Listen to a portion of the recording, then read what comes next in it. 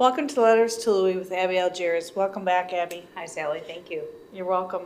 We're filming this Letter to Louie segment in the month of October, and this has got a very interesting title. Yes. A Shot and a Long Night. Correct. So let's go ahead and read that, and then we can talk about it. Okay, sounds good.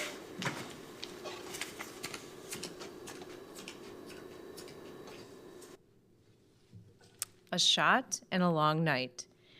Dear Louie, allow me to use you and a letter as an outlet to an amazing night of no sleep. Yesterday, I received a bilateral injection of an epidural nature in the L4, L5 anatomy to hopefully relieve low back pain for aging spinal stenosis. About 10 years ago, I had an episode of back pain and was given a course of steroid injections with amazing relief. This year, I irritated my condition by diligent gardening and, I suppose, by kneeling and praying for rain. Both results were less than hoped for, but both caused aggravation of lower back pain. Exercise helped, but the pain persisted. Then the usual MRI, the damnedest tunnel experience, showed a tight, age-related stenosis and movement forward of the L4 on L5. For your sake, a true pain in the ass. Exercise must be a balanced program, and too much is also bad. But I went to see the injectionologist, a guy who spends most of his day injecting the lower back and the rest on the course where he's improving his skills.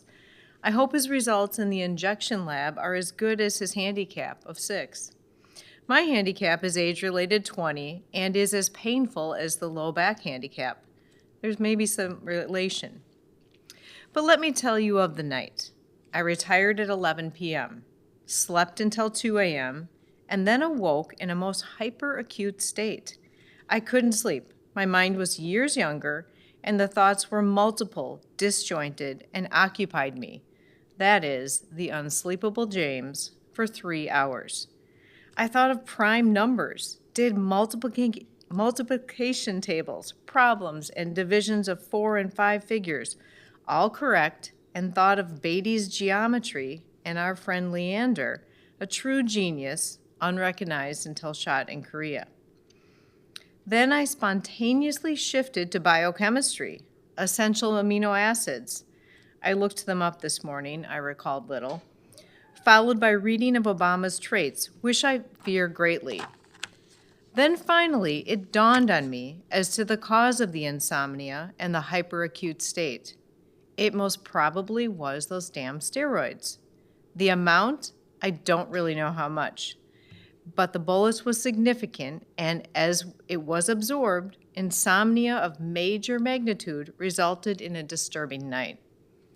I have insomnia often, but only for an hour or so this was a different state, a most hyperacute state. I only hope the effect might be transferred to the lower back, but why should I be so lucky? This morning I have a flushed face, rosy cheeks, which are another side effect, and a lesser pain in the back as I sit and type. It will be interesting to watch the natural course of recurrent low back pain as hopefully modified by injection therapy, exercises, and soon hydrotherapy in the therapeutic walking pool at the rec center. I have many letters to Louie, many articles given on local TV, and articles of interest from practice. And composed in book form, I intend to publish it sometime, or to leave for my daughter to dress up, correct, and publish. What the hell? Some thoughts are original and were interesting at conception. Why not allow the maturation of recall and documentation? I wonder if you have any suggestions to a publisher of trite but interesting books. You obviously have had contact with houses of publication in Minnesota during your active time in legal publishing. Any thoughts? Thank you. Keep the faith. Jim. Dear Jim, I'm really sorry to fail a fellow insomniac, but I must promptly establish that I have no knowledge of the publishing business. The peculiar case of the West Publishing Company was once familiar, but even it, I think, has moved out of that paper business. Louie.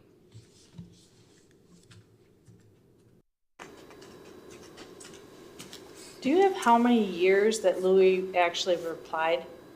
Oh, that's a good question.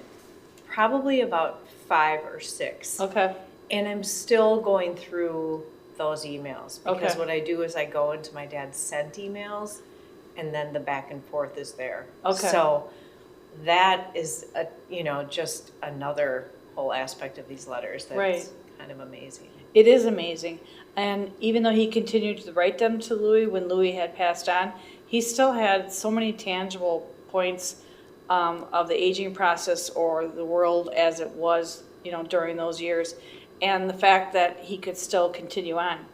But the Right. responses from Louis I also find interesting, and you can see why they were friends because of the dialogue they had between them. It sounds similar. And in fact, I'm in contact with one of Louie's daughters. So, if I find a good one, I'll send it to her. So it's kind of cool having that connection Yeah. as well. So this letter is pretty interesting because I would think that, again, the aging process, and depending upon what you did for work, how physical it was, or if it's a family hereditary problem, to write about it and to explain what's happening with the treatments that were involved, I think is important that that's even noted down. Right, and also the side effects from the steroid, Right. it's a real thing. I know someone Yes. else who had the same thing, couldn't understand the sleeplessness. So for anybody watching, watch out. If you're getting a steroid injection, it could have this side effect. Yes, it does. It does Yeah. for sure. Well, I appreciate you coming in and Thank sharing you. this. You're welcome. And to our viewers, as always, thank you for watching.